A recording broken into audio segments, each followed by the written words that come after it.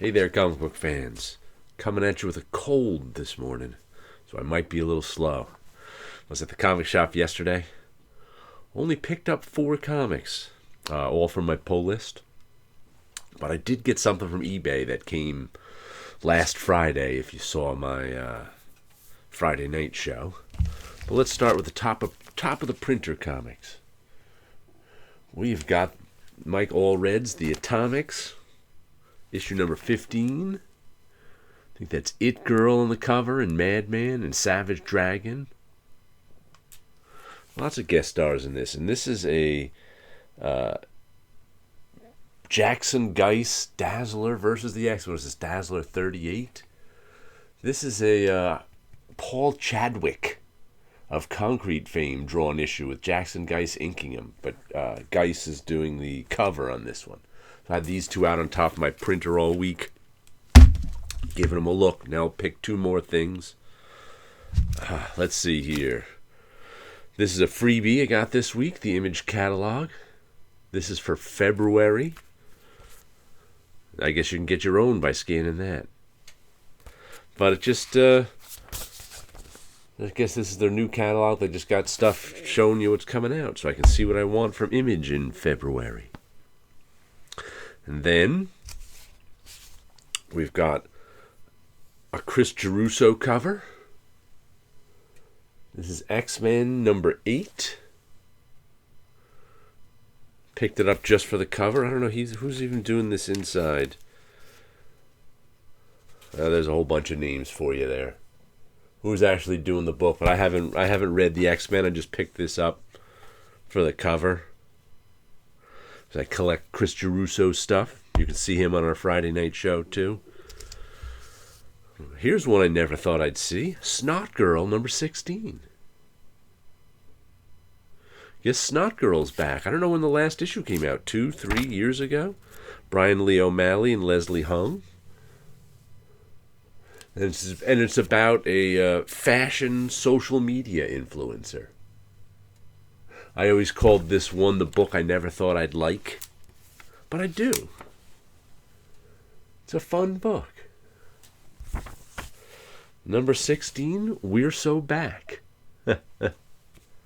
Sorry for all your missing tasks. We've just been, laying low. Acknowledging they haven't been around for a while. But I enjoy that one. Then what else do we have?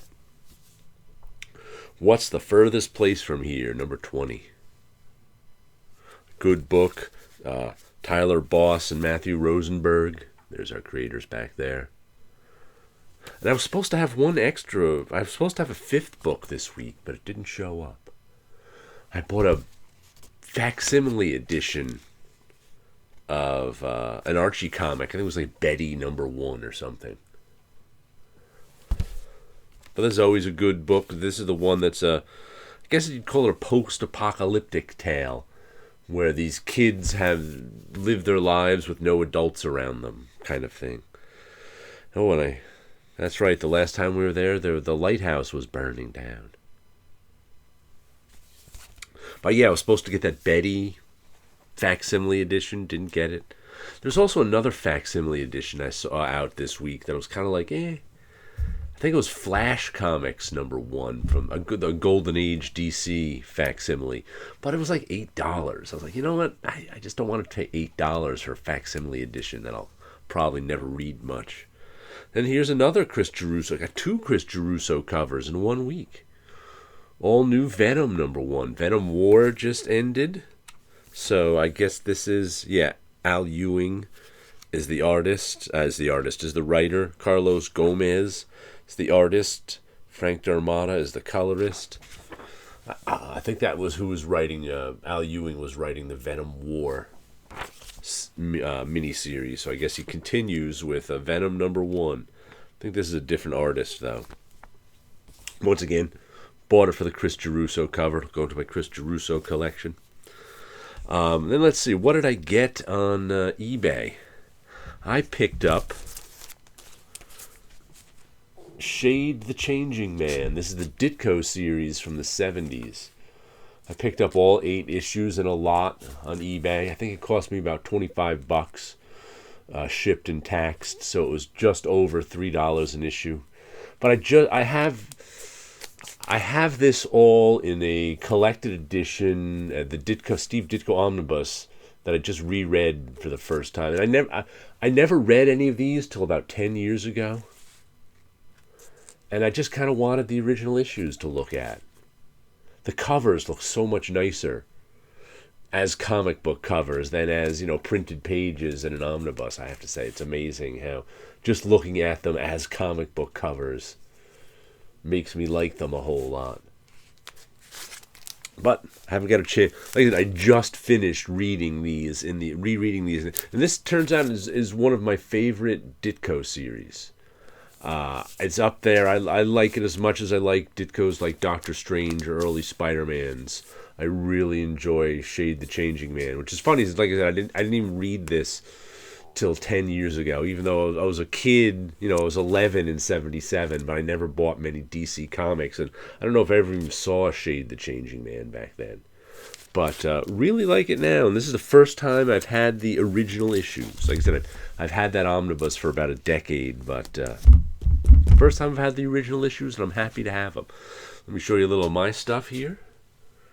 What do we got? Dreams of Things 255.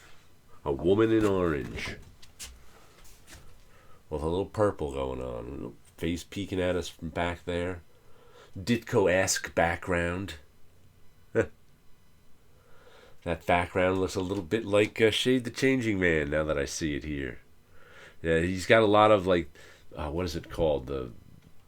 It's sort of like he draws a lot of there's a world in between worlds in Shade. It looks like his Doctor Strange stuff where he drew like Dread Dormammu's realm. So that's sort of like this back here. Ooh, bright green eyes. I like the way this one came out. I haven't seen it in a little while. When did I do this one? 10/7/24. So October 7th. All right. Nice little low energy comic haul for you today. Hopefully my cold will get better. And you guys have a good week out there.